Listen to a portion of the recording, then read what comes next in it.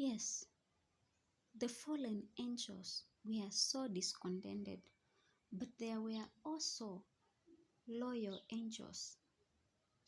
The loyal and true angels maintained the wisdom and justice of the divine decree and endeavor to reconcile these disaffected beings to the will of God. Hmm? Christ was the Son of God, they told them. He had been one with him before the angels were called to existence. He had ever stood at the right hand of the Father. His supremacy, so full of blessing to all who came under its benign control, had not heretofore been questioned. The harmony of heaven had never been interrupted. Wherefore should there now be discord? These loyal angels asked the discontented angels. The loyal angels could see only terrible consequences from this dissension, and with earnest entreaty, they counseled the disaffected ones to renounce their purpose and prove themselves loyal to God by fidelity to his government. In great mercy, according to his divine character, God bore long with Lucifer. Yeah, it took a long time. And we know that 1,000 years is like one day to God. Those are the eternal angels. It's so we can't even imagine how many years it took. If 1,000 years to us human beings is just like only 1,000 years is like one day to the heavenly angels. Now, we can't even understand how long God bore with Lucifer. The spirit of discontent and disaffection had never been known in heaven. It was a new element, a strange, mysterious, unaccountable element. Lucifer himself had not at first been acquainted with the real nature of his feelings. So even when Satan is doing this, at first he was not aware of that he had envy and jealousy to the Son of God. For a time, he had feared to express the workings and imaginings of his mind, yet he did not dismiss them. He did not see whither he was drifting, but such effort as infinite love and wisdom only could devise were made to convince him of his error. Yeah, God tried to show him his error.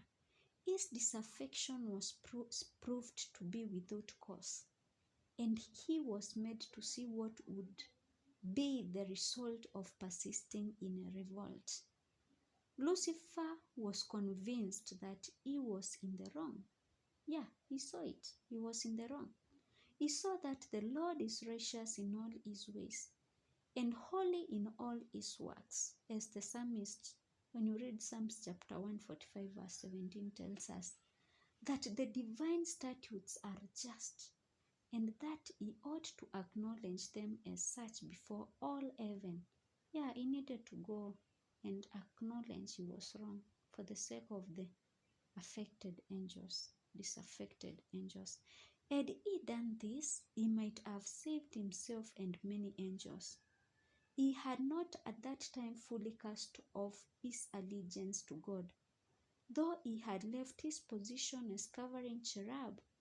Yet if he had been willing to return to God, acknowledging the creature's wisdom, and satisfied to feel the creator's, the creator's wisdom, not the creature. They were the creatures and God was the creator.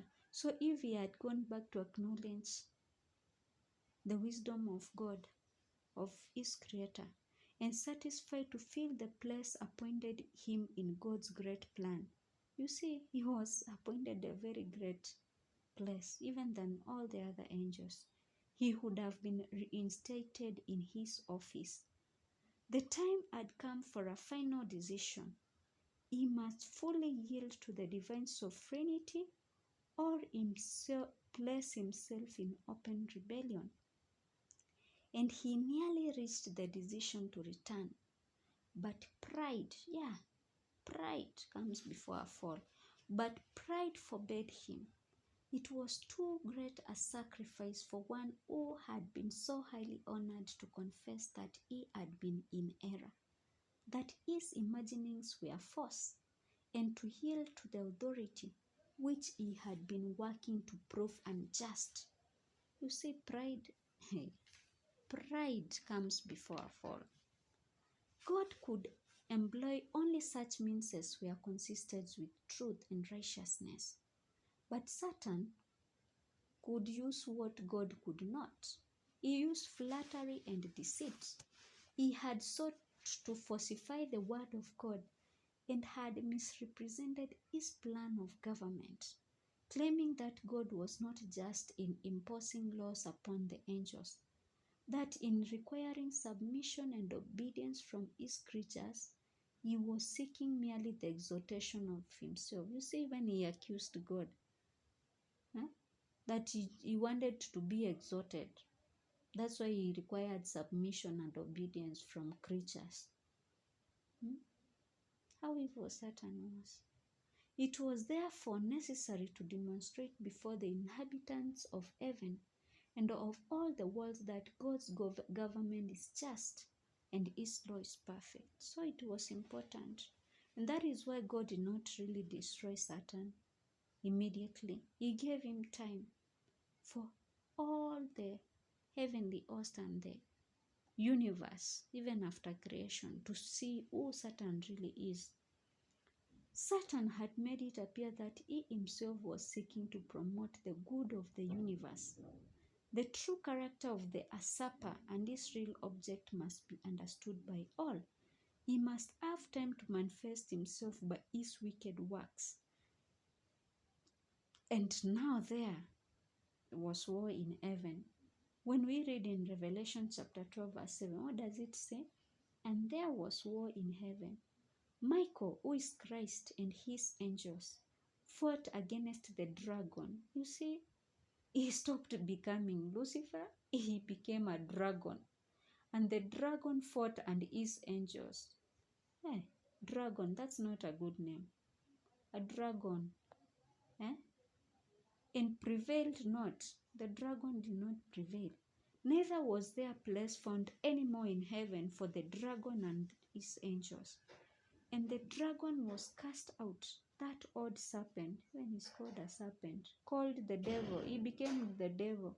And Satan, which deceived the whole world, he was cast out into the earth, and his angels were also cast out with him. The angels fell. The stars fell. We can see how loving and merciful God is, even with all what Lucifer did and what he was to do later. He did not destroy him. Neither did they even destroy his angels. For God is a God of love and only requires a service of love from us. God bless you.